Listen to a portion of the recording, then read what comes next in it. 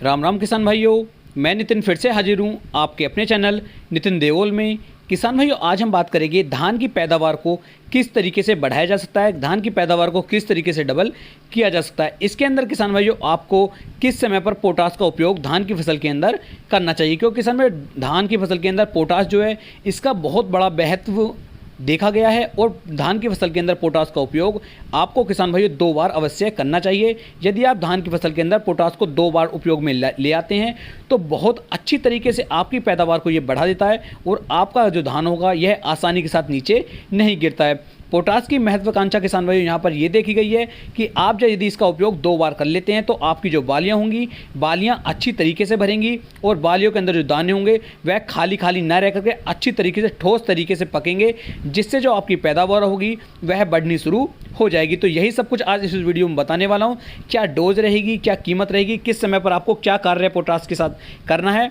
वो सब मैं आपको इस वीडियो में बताने वाला हूँ। तो वीडियो को पूरा देखें, तभी आप एक सही और अच्छी जानकारी ले पाएंगे। यदि अभी तक आपने चैनल को सब्सक्राइब नहीं किया है तो आप चैनल को सब्सक्राइब कर लीजिए और हमारे 1 लाख सब्सक्राइबर जुड़ने में, 1 लाख सब्सक्राइबर का परिवार बनवाने में आप हमारी मदद कर सकते हैं। तो चलिए शुरू करते हैं, बात कर लेते हैं पोटास के बारे में। तो किसान भाई पोटास एक ऐसा खाद है, एक ऐसा तत्व है जैसे नाइट्रोजन है, फास्फोरस है, इनकी बहुत अहम भूमिका हमारी फसलों के लिए होती है। उसी तरीके से किसान भाई पोटास की भी अहम भूमिका धान की फसल के अंदर देखी गई है। यदि आप समय पर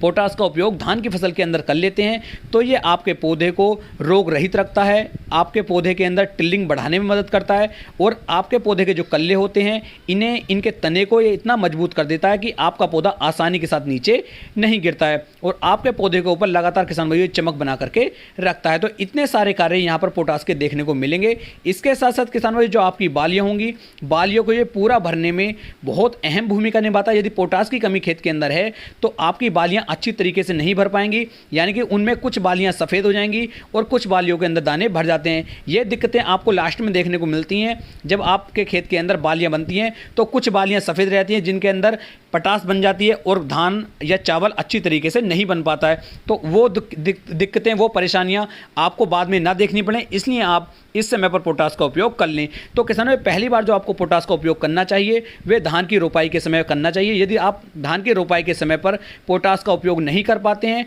तो धान की रोपाई से लेकर लगभग 40 से लेकर 50 दिन तक आपको एक बार पोटास का उपयोग कर लेना चाहिए। और इस समय पर किसान भाइयों आप MOP पोटास का उपयोग कर सकते हैं, जिसकी मात्रा 20 से लेकर 25 किलोग्राम प्रति एकड़ के हिसाब से यदि आप लेते हैं तो ये बहुत ही अच्छी मात्रा है और आपकी धान की फसल के अंदर इन सभी दिक्कतों को ये खत्म कर देगा। दूसरा उपयोग जो किसान भाइयों आपको धान की फसल के अंदर पोटास का करना चाहिए